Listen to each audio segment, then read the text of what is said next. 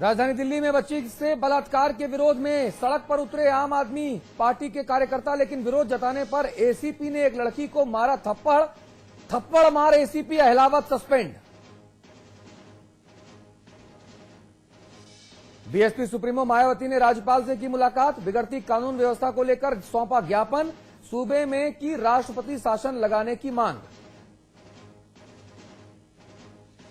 राष्ट्रपति शासन लगाने की मांग पर भड़क उठी समाजवादी पार्टी, रामगोपाल यादव का बयान, सत्ता बिना तड़प रही हैं मायावती। कैबिनेट मंत्री राजेंद्र चौधरी ने कहा पागलपन के दौरे पड़ते हैं मायावती को। बुंदेलखंड के बांदा में शोभा यात्रा निकालने को लेकर हुआ विवाद, झांसी मिर्जापुर मार्ग पर लोगों ने लगाया जाम, दुकानों में की तोड़फोड़, प्रशासन की पाबंदी के बावजूद लोगों ने निकाली थी शोभा यात्रा। कानपुर में ट्रांसपोर्ट कंपनी में आग लगने से सब कुछ हुआ जलकर खाक, दमकल की 1 दर्जन से ज्यादा गाड़ियों ने बमुश्किल आग पर काबू पाया। देहरादून के वरिष्ठ पत्रकार उमेश कुमार ने सीबीआई जांच कराने के लिए राज्यपाल और मुख्यमंत्री विजय बहुगुणा को लिखी चिट्ठी, कहा रमेश पोखरियाल निशंक के सभी मामलों की भी सीबीआई जांच कराओ। फतेहपुर के हुसैनगंज इलाके में धड़ल्ले से जारी है परीक्षा में नकल, खुलेआम किताब सामने रखकर परीक्षा दे रहे हैं छात्र छात्राएं, मौके पर मौजूद टीचर बने तमाशबीन।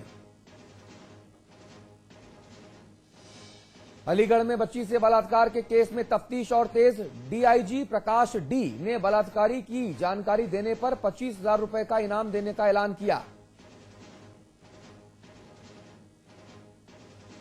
और देहरादून में कांग्रेस की बैठक में हुआ बड़ा फैसला, 4 दर्जन बागियों का पार्टी से निष्कासन।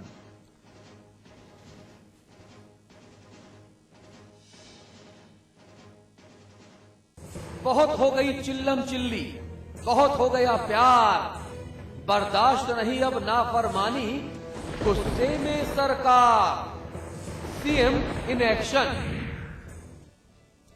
नमस्कार, आपके साथ मैं अतुल अग्रवाल हूं।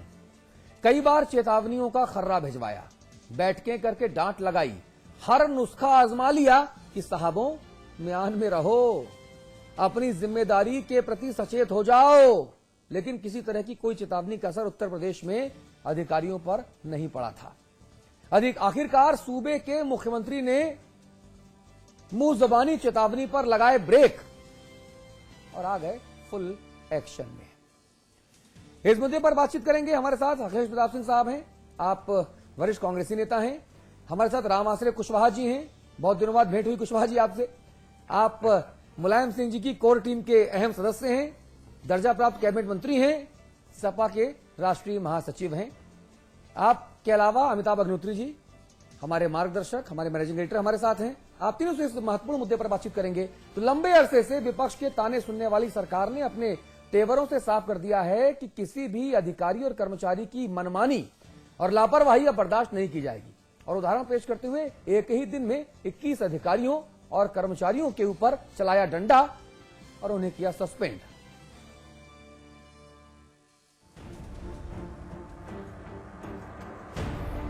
उत्तर प्रदेश के 21 अधिकारियों और कर्मचारियों को निलंबित किया गया। जी, उन लोगों के लिए ये खबर मायने जरूर करती होगी जो आज तक इस बात के लिए सरकार की लानत मलानत करते रहे कि कार्रवाई के मामले में सरकार सुस्त है। जाहिर है सरकार ने अपने इस कदम से साफ कर दिया कि प्यार दुलार तभी तक चलेगा जब तक काम सही तरीके से पूरे होते रहेंगे। काम में ढिलाई और लापरवाही कतई बर्दाश्त नहीं की जाएगी। यानी अब सूबे के मुखिया अखिलेश यादव पूरी तरह एक्शन के मूड में आ गए हैं। तभी तो मुख्यमंत्री अखिलेश यादव ने एक ही दिन में 4 एसडीएम, 1 क्षेत्राधिकारी, 1 डीएफओ समेत कुल 21 अधिकारियों और कर्मचारियों को निलंबित कर दिया। इस फहरिस्त में अलीगढ़ के सीओ और पुलिसकर्मी शामिल हैं, जिन्होंने दिन दहाड़े वर्दी पर कालिख पोती थी। मतलब ये कि सूबे के नाफरमान नौकरशाहों की अब खैर नहीं। ब्यूरो रिपोर्ट के साथ आलोक साहिल, समाचार प्लस। रामाश्री जी, बहुत देर कर दी हुजूर आते आते। नहीं आपने नहीं, आप तो खैर, मैं अखिलेश जी की बात कह रहा हूं। नहीं, अखिलेश जी बहुत ही मजबूत शासक हैं और उन्होंने पहले देखा कि शायद जुबान से अधिकारी काम सही करें और जब सही काम नहीं हो पा रहा है तो कड़ाई का पालन करना ही पड़ता है। और माननीय मुख्यमंत्री जी अखिलेश जी बहुत ही संजीदा और बड़े कड़े तेवर वाले और अच्छे शासक हैं। निश्चित रूप से उनका दायित्व भी बनता है। जनता, उत्तर प्रदेश की जनता ने भरोसा करके हमारी सरकार बनाई है तो वो उत्तरदायित्व को पूरा करेंगे माननीय अखिलेश जी। और आप देख रहे हैं कि आगे बहुत जल्दी पूरे उत्तर प्रदेश में जो बिगड़े हालात हैं सुधरेंगे। नहीं, लेकिन कहा जा रहा है कि जिन 21 बाबुओं के ऊपर और अफसरों के ऊपर तलवार चलाई है, उनमें से अलग अलग मामलों में ये संख्या जाती 50 तक, लेकिन 21 इसलिए कि इन 21 लोगों की पैरवी ठीक से नहीं हो पाई, बाकी लोगों की पैरवी ठीक हो गई तो वो बच गए, ऐसा कहा जा रहा है। देखिए, नहीं देखिए अतुल जी, ऐसा नहीं है बिल्कुल भी। ये निश्चित रूप से जिनके ऊपर कड़ाई की गई है और जिनको निलंबित किया गया है और उसके अतिरिक्त मेरे ख्याल में उस दायरे में नहीं आते थे अनुशासनहीनता में और जो कार्य हुए हैं इसलिए उनकी बचत हुई है। यदि उसमें आते तो उसमें कोई पक्षपात और सिफारिश की कोई जरूरत ही नहीं थी। सिफारिश अब माननीय अखिलेश जी, माननीय मुख्यमंत्री जी बिल्कुल नहीं सुन रहे हैं क्योंकि जनता के प्रति उनका आपकी भी नहीं सुन रहे हैं क्या? रामाश्री जी, हाँ जी। एक सवाल मेरे मन को लगातार व्यथित करता है, बहुत ईमानदारी से पूछूंगा। मैंने कई बार इस बात को रखा भी समाजवादी पार्टी के जब भी नेता लोग मुझे मिले, मैंने कहा एक साल में किसने ये आपसे अपेक्षा की कि बिजली उत्पादन बढ़ जाएगा? किसने आपसे ये अपेक्षा की कि आलू पर कोई शोध संस्थान फर्रुखाबाद में खुल जाएगा एक संस्थान में एक साल में तो डिटेल प्रोजेक्ट रिपोर्ट बन पाती है, हमको पता है। फ्लाईओवर नहीं बन सकते, सिंचाई की व्यवस्था पूरे प्रदेश में नहीं हो सकती, लेकिन हुजूर थाना भी नहीं सुधरे एक साल में, ये बात कुछ मेरी समझ में नहीं आती। ठीक बात है, ये मूल सवाल है, इसका उत्तर मुझे चाहिए उत्तर प्रदेश की 22 करोड़ जनता की तरफ से कि एक साल में जो एक दिन में थाना सुधर सकता है वो थाना एक साल तक क्यों नहीं सुधर रहा? हर दिन अभद्रता, हर दिन बर्बरता, कहीं कोई एसपी पागल हो जाता है, कहीं डीएसपी पागल हो जाता, कहीं सीओ पागल हो जाता, कहीं दरोगा तांडव करता है, कहीं थानेदार बर्बरता करता है। ये क्या हंगामा है भाई? सरकार की तनख्वाह लेने वाले सरकार के मुलाजिम बात सुनने को तैयार नहीं क्या सरकार की? ये मूल सवाल है, मूल सवाल। इससे इतर कोई सवाल उत्तर प्रदेश में आज हो नहीं सकता। हमने कब कहा था, आपसे अपेक्षा की थी कि एक साल में आप गरीबी हटा देंगे? पंडित जी के समय से आज तक गरीबी नहीं हटी, वो तो हम देख ही रहे कितना काम हो रहा है। मेरी रुचि लैपटॉप और टैबलेट में भी नहीं। अरे आदमी की इज्जत तो सुरक्षित रहे, विकास के लिए इंतजार हो सकता है रामाश्रय जी। रोटी एक टाइम मिले, गुजारा हो जाएगा। हिंदुस्तान का आदमी संतोषी है। उसने 40 बरस कांग्रेस का गीत गाया भूखे रह के भी इस देश में। ये वैसा आदमी है हिंदुस्तान का। अब आप लोगों का गा रहा है, बहन जी का गा रहा है, भूखे प्यासे रह के। नोएडा, गाजियाबाद कुछ जिले छोड़ दीजिए तो उत्तर प्रदेश हमने भी देखा, अखिलेश भाई ने भी देखा और आपने भी देखा कितनी तरक्की कहां दिख रही है। यमुना एक्सप्रेस वे उत्तर प्रदेश का पैमाना नहीं हो सकता, लेकिन जिंदगी की तो सुरक्षित रहे। मैं ये दृश्य देखता हूं पुलिस की बर्बरता के, मुझे पीड़ा होती है। ठीक बात है कुशवाहा जी।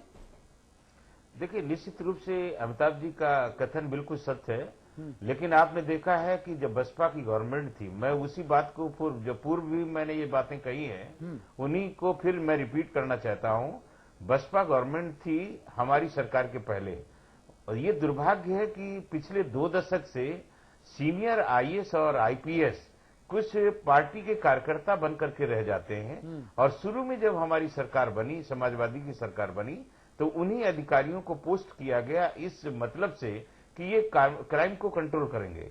लेकिन जब उन्होंने वादा खिलाफी किया और कार्य में दक्षता अपनी नहीं दिखाई, तो आपने देखा है कानून व्यवस्था को सुदृढ़ करने के लिए माननीय मुख्यमंत्री जी ने पीसीएस और पीपीएस को प्रमोट किया, और प्रमोट करने के बाद अब ये जो कुर्सियों में बैठे हैं, आपने देखा है 90% जिले सुधर गए हैं, 10% है वो भी कंट्रोल में बहुत जल्दी आ जाएंगे।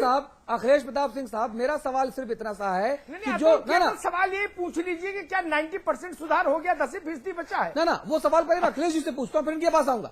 सवाल मेरा ये है कि आप जिन पीपीएस अधिकारियों को जो प्रमोटी हैं, अगर मैं उनकी बदसलूकी और उनकी अभद्रता करूं, जो तस्वीरें हम दिखा रहे हैं उसमें कोई सीओ है, कोई इंस्पेक्टर है, और जो तस्वीरें हम दिखा रहे हैं अभी वो गाजियाबाद के एक वरिष्ठ वकील हैं जो सपा के खुद को फाउंडर कहते हैं, नाहर सिंह यादव। वो थाने में घुस के और दरोगा को धमका रहे हैं, कह रहे हैं तुम्हारे परिवार वालों के खिलाफ बदतमीजी करा दूंगा, बताओ कहां के हो। इनके खिलाफ भी आज कार्रवाई हुई है। अखिलेश जी, ये मतलब अंधेरगर्दी हो रही है, पुलिस वाले बेलगाम हैं, आईएएस आईपीएस सुनते नहीं हैं, बाबू घूस लेने से बाज नहीं आ रहा, सपा के कार्यकर्ता गुंडागर्दी करते घूम रहे हैं थानों में और सड़कों पर, आम लोग परेशान हैं, इज्जत लुट रही है, लड़कियों की बच्चियों के साथ अपराध हो रहा है। देखिए, 2-3 मुद्दे हैं इसमें जो आपने जितने सवाल खड़े किए, इसके 3-4 पहलू हैं। हाँ। पहला तो जब ये सरकारें आ रही हैं, हाँ। चाहे समाजवादी पार्टी की हो चाहे बसपा की, हाँ। तो एक तबका जो वोटर तबका है वो उसके साथ साथ एक प्रशासनिक तबका ये मान ले रहा है और उसे ये खुशी हो रही है, अहंकार दम्भ भी हो रहा है कि अब हमारी सरकार है, जबकि ये सोच सब में होनी चाहिए कि मेरी सरकार है। लेकिन एक सर्टेन एरिया के लोगों को ये विश्वास हो जा रहा है, दम्भ हो जा रहा है, और वो अपने आप को अबव द लॉ मानने लग रहे हैं।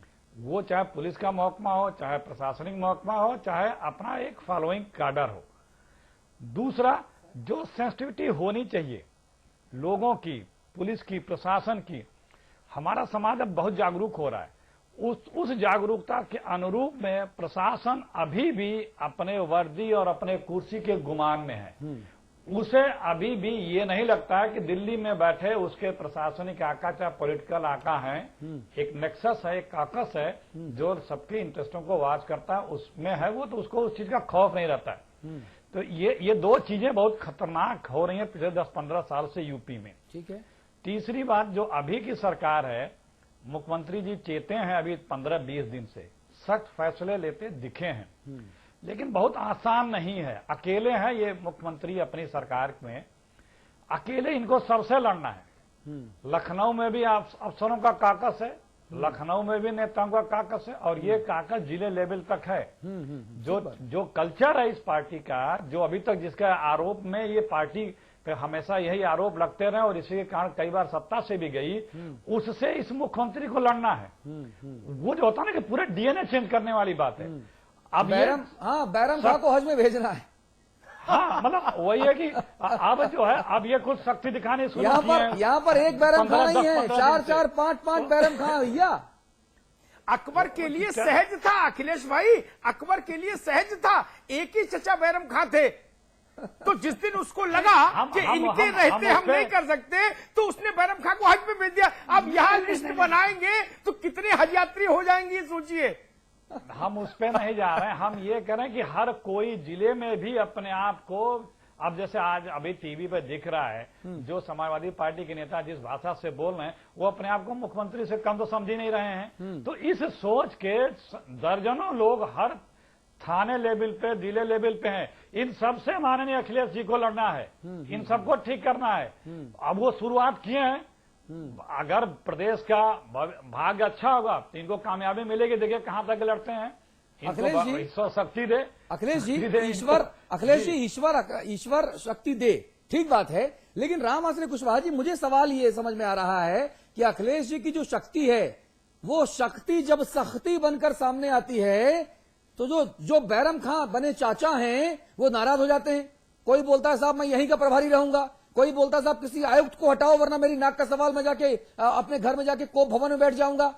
तो ये जो चाचाओं का चक्कर है ना अखिलेश जी, मैं इस पे एक लाइन बोलना चाहूंगा। देखिए, ये पहले था, लेकिन आप देखिए अभी एक मंत्री को हटाया, किसी को पता नहीं लगा। हाँ। तो अब मुख्यमंत्री का स्वभाव धीरे धीरे, मेरी व्यक्तिगत राय है, लोगों को समझ में आ रहा है। हाँ। तो अब हमको लगता है कि जो कुछ दिनों पहले लोग स्टैंड लिया करते थे, अब उनको भी धीरे धीरे एहसास होने लगा है कि यह होना चाहिए भी, क्योंकि हर डिसीजनों से ही आदमी के बारे में एहसास होता है कि आदमी कैसा है। तो अब कुछ हार्ड डिसीजन लेना शुरू किया उन्होंने, तो लोगों को अब उतना लिबर्टी नहीं रह जाएगी जितनी लिबर्टी नहीं। और मुझे